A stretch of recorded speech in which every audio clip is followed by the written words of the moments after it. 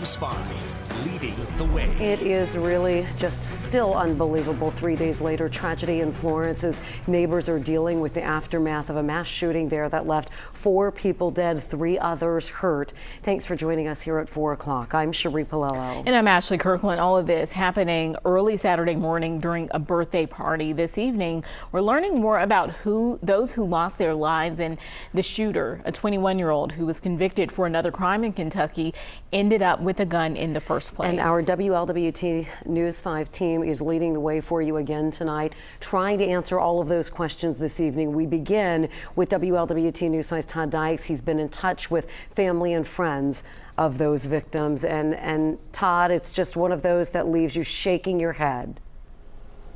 Oh, in so many different ways, Cherie, this is so hard to understand.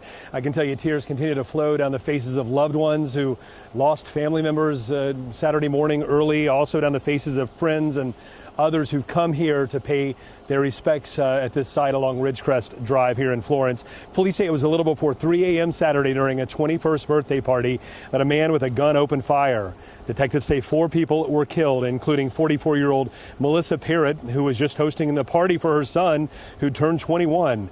Also killed 20-year-old Shane Miller, 19-year-old Delaney Erie, and 20-year-old Hayden Rebicki.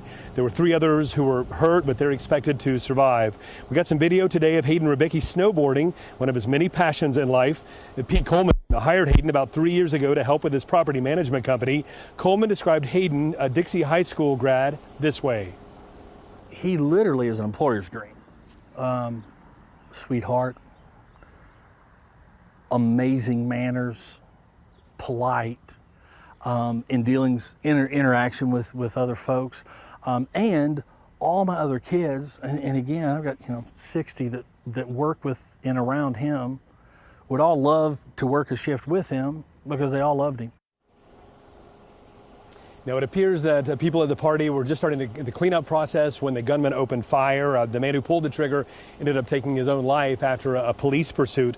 Why so many people were murdered on this quiet residential street in this part of Florence is a question that investigators here certainly want to get the answer to. For now, reporting live in Florence, Todd Dykes, WLWT News 5. Todd, I know you've been trying to learn more about all of the people who were killed or injured. I imagine it has to be really tough since the shooting just happened this weekend.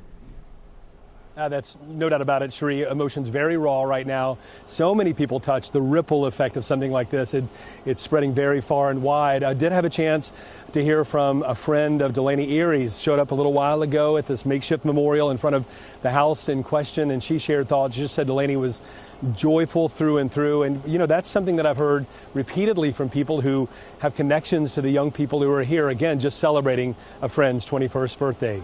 Cherie? Todd Dykes reporting live for us tonight. Todd, thanks for the update.